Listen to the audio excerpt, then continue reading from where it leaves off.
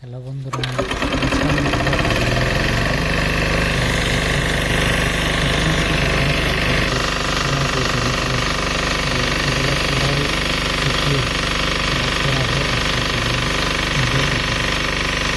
প্রথম মেশিনটা লাগিয়ে নেওয়া হয়েছে।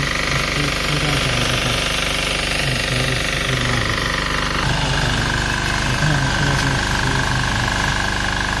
এগুলো যে ফেনা আছে কাটা আছে সবগুলো সরিয়ে তারপরে মাছ ধরা হবে।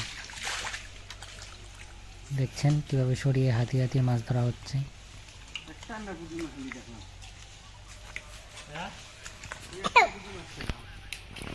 তো চলুন আপনাদেরকে দেখাই কতটুকু মাছ পেলাম। আর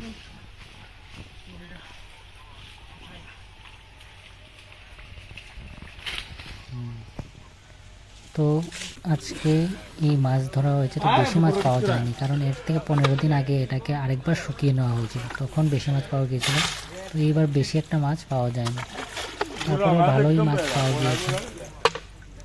দেখে বলুন তো আপনারা কোন কোন মাছটা এখানে চিনতে পেরেছেন। ধন্যবাদ।